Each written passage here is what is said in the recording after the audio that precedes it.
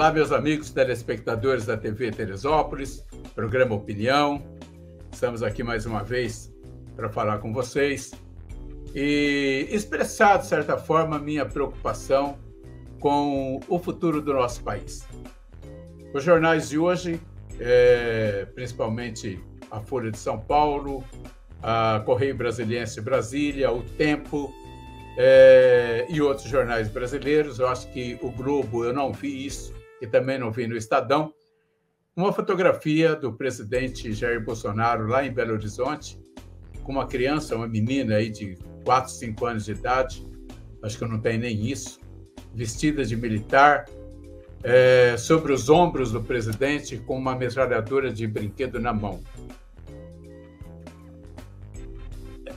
Como diz um amigo meu, fotógrafo Toninho Cury, essa imagem precisa de muito mais de 1000 palavras para explicar que não é no Afeganistão.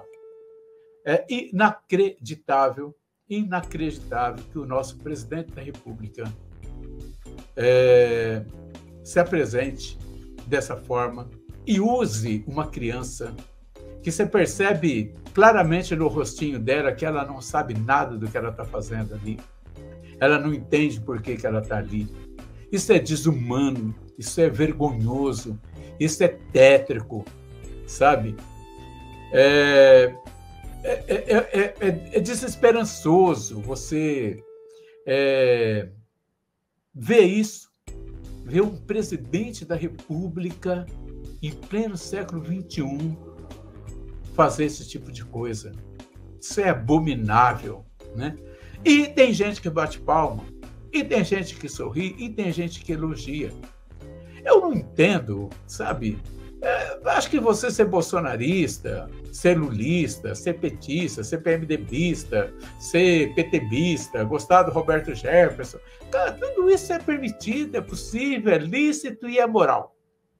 E é legal. Nós estamos numa democracia. E na democracia se pressupõe uma via de mão dupla, né? Vai aqui, vem aqui. Se pressupõe que você tem a obrigação, não é nem um dever, a obrigação de aceitar a minha opinião. Mas não significa que você deve, por você aceitar que eu expresse a minha opinião, você seja obrigado a concordar com a minha opinião. Esse é o ponto. Você pode ser bolsonarista, pode ser lulista, pode ser o que quiser, é direito seu. Mas você não pode exigir que eu, que não concordo com a sua opinião, engula a sua opinião. E eu também não tenho o direito de fazer isso com você. Agora, o presidente da República não é um ser humano, não é não é um ser qualquer.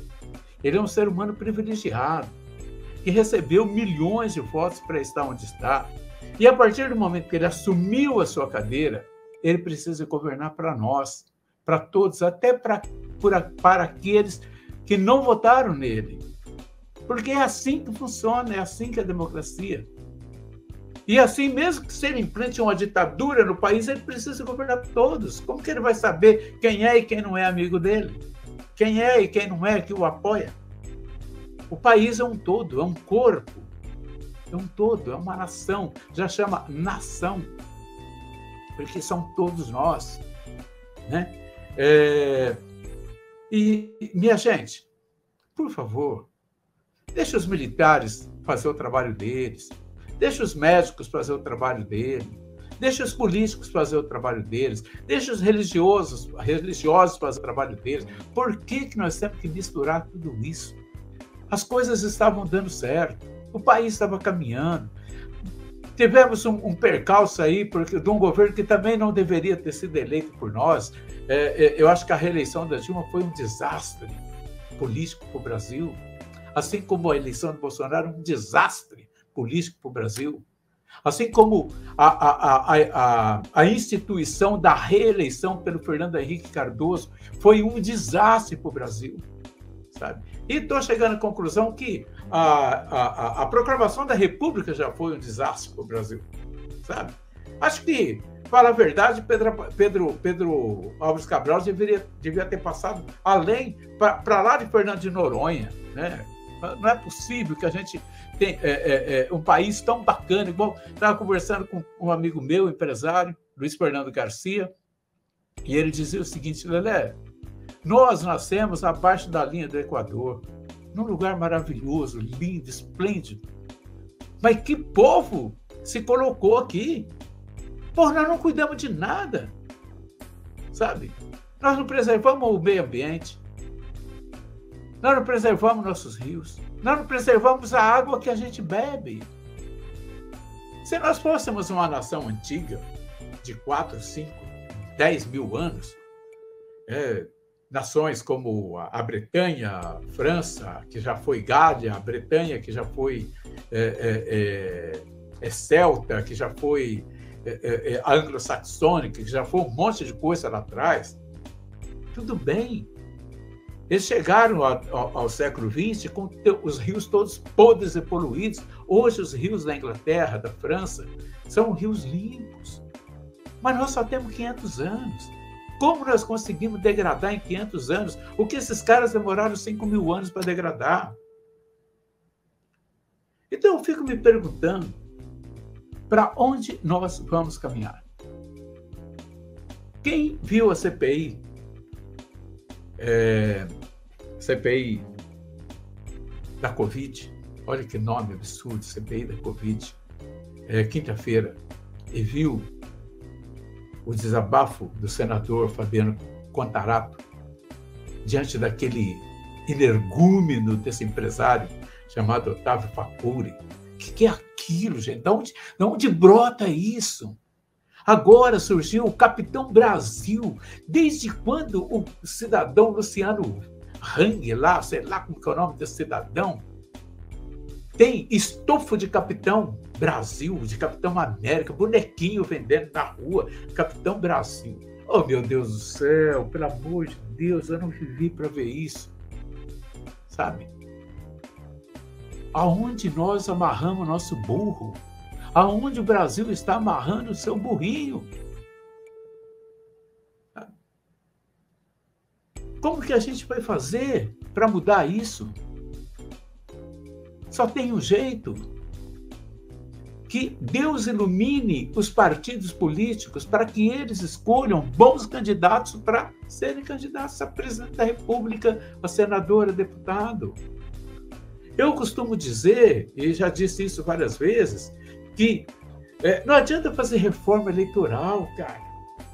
Porque os partidos, tem 70 partidos, esquece.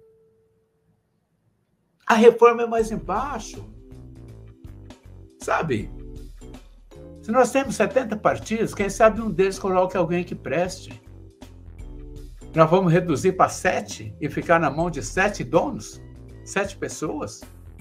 7 caras que vão mandar no Brasil daqui para frente? Porque são os partidos políticos que escolhem os nossos candidatos para que nós possamos votar.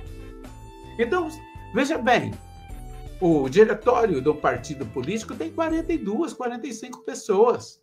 Então, essas 45 pessoas e um único partido político são responsáveis por escolher um candidato a presidente da República que vai governar 220 milhões de pessoas.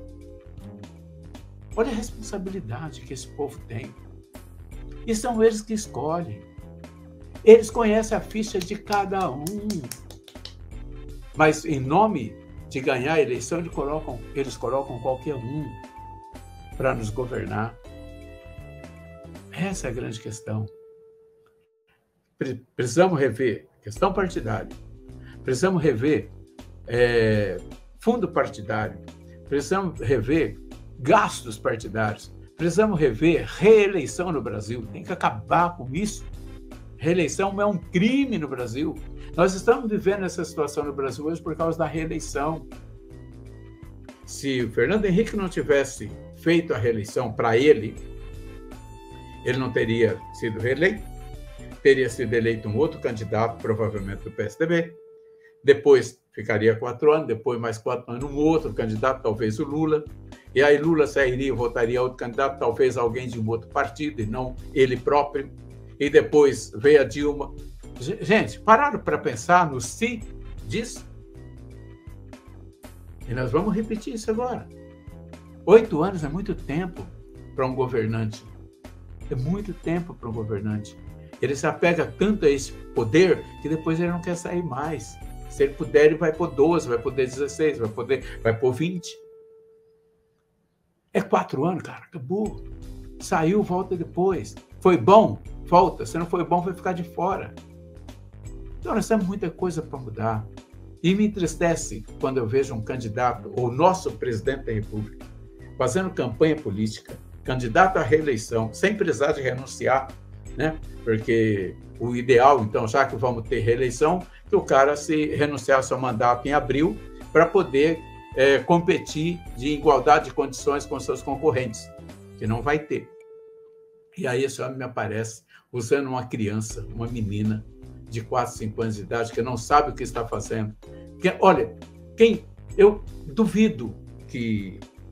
Eu não sou muito chegado a esse negócio de predestinação, mas eu acredito que lá na frente, quando essa menina fazer 21 anos, ela provavelmente vai odiar o pai dela por tê-la exposto dessa forma na mídia nacional, sem a vontade dela, sem o consentimento dela, porque ela é uma criança e não sabe pensar por si própria.